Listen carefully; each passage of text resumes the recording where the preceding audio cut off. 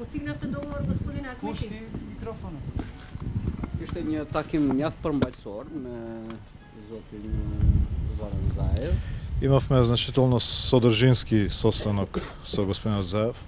Bizeduam mbi të gjitha zhvillimet në vendin tonë, po edhe në rajon. Разговаравме за развојот на станите во нашата земја, меѓутоа и во регионот.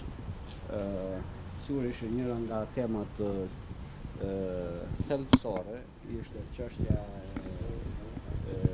zgjedhjet presidenciale. Се разбира дека една од суштинските теми беше претседателските избори. Bëm një analizë thelbësore sepse duhet të vendoset një standard në vendin tonë.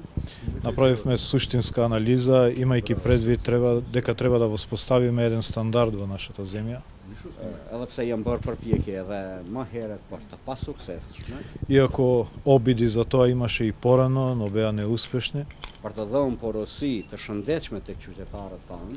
За да дадеме една здрава порака до нашите граѓани. Sepse kemi një shoqëri dhe parti politike të pjekura tani më që të mund të marrin aktivitete të përbashkëta edhe për kryetarin e shtetit. Дека имаме доволно зрели политички партии, но и општество за да може да донесат заеднички одлуки за председател на државата. Kështu që ram raport që në këto zgjedhje të dalim bashkarisht me një kandidat të përbashkët. Така да се договоривме на овие избори да излеземе со заеднички кандидат за председател на државата. Dhe kjo të bëhet një standard për Republikën tonë që edhe në të ardhmen të shërbejë si një shembull dhe një standard dobitrues për vendin dhe për qytetarët. И ова да стане стандарди во иднина, кој што ќе биде еден од корисните нови стандарди за граѓаните и за државата. Кој е фаворитот господин Ахмети со кого? Sigurisht emrat të cilët lakohen nëpër mediume, ato do të jenë dhe do ketë takime në të ardhmen për të përcaktuar për njërin nga ata. Секако дека се разговара за имињата кои што се спомнуваат во медиумите и во наредните денови ќе има состаноци за да се одлучи за еден од нив. Do të ketë takime edhe me partitë politike tjera. Ќе има состаноци и со другите политички партии.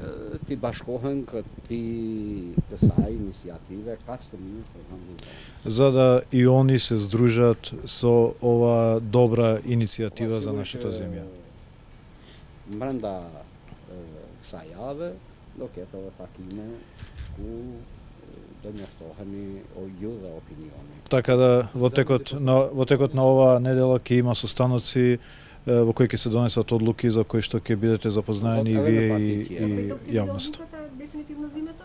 Po sigurisht ditën e premte do të jetë. Да, во петок ќе се донесе одлука.